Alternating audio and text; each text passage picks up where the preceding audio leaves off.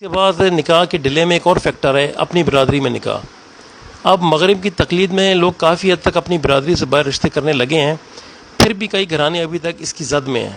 علاقائی بنیادوں پر رشتے کرنے کی پابندی موجود ہے، پٹھانوں کی، مہاجروں کی، پنجابیوں کی تلاش میں بچوں کے نکاح میں دیر کرتے جاتے ہیں۔ اسلام دین فطرت قبول کرنے والے ہر فرد کو اسلامی برادری کا رکن قرار دیتا ہے، چاہے وہ کسی بھی علاقے، کسی بھی قبیلے یا کسی بھی زبان سے تعلق رکھتا ہو۔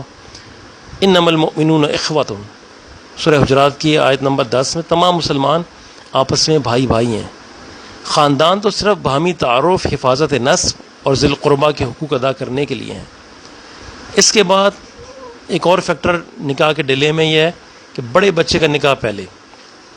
بعض اوقات اچھے دل پسند اور موزوں رشتے اس لیے قبول نہیں کیے جاتے کہ پہلے بڑے بچے کا رشتہ ہو جائے۔ یوں بڑے بچے کا رشتہ طے ہوتے ہوتے چھوٹا بھی اس عمر کو پہنچتا ہے، پھر اس کا رشتہ کرنے میں دشواری پیش آتی ہے۔ اسلام نے اس سلسلے میں کوئی پابندی عائد نہیں کی، یہ ہمارا خود ساختہ تکلف ہے۔ اس کے بعد بہتر روزگار، یہ بھی نکاح میں ڈیلے کا ایک فیکٹر ہے۔ لڑکوں میں خصوصاً بہتر روزگار بھی ملحوظ رکھا جاتا ہے۔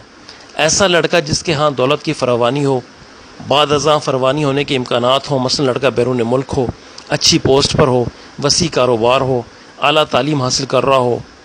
ہمارے ملک میں چونکہ بے روزگاری عام ہے، نچلا اور متوسط طبقہ عام ہے، اس لیے ایسے لڑکے ملنا محال ہوتا ہے۔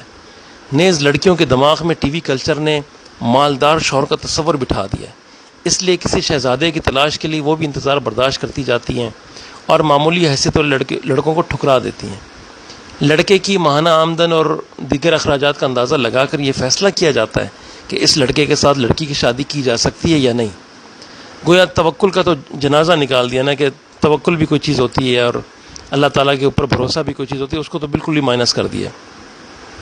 لڑکے کا کاروبار حلال ہے یا حرام، سودی کاروبار سے وابستہ ہے، رشوت لیتا ہے، کسی اور حرام ذریعے سے کماتا ہے، اس کی پوچھ پڑتال کا لڑکی والوں کو خیال نہیں آتا۔ لڑکی والے خود کو مالدار ظاہر کرنے کے لیے بھاری جہیز دیتے ہیں، لڑکے والے بھی دل کھول کر خرچ کرتے ہیں۔ شادی کے بعد پتہ چلتا ہے کہ مالی خوشحالی تو ایک فریب تھا۔ اسلام رشتہ کرتے وقت مالی حالت کی بجائے دین کو ترجیح دینے کا حکم دیتا ہے۔ اللہ تعالیٰ نے جس شخص کا جو رزق مقدر کیا ہے وہ کسی دوسرے کے ہاتھوں میں جا ہی نہیں سکتا۔ ہو سکتا ہے کہ جو لڑکا شادی سے پہلے ہزاروں کا مالک تھا، بیوی آنے کے بعد دیوالیہ ہو جائے، اور جسے نکاح سے قبل 2 وقت کی روٹی مشکل سے ملتی تھی وہ لاکھوں کا مالک ہو جائے۔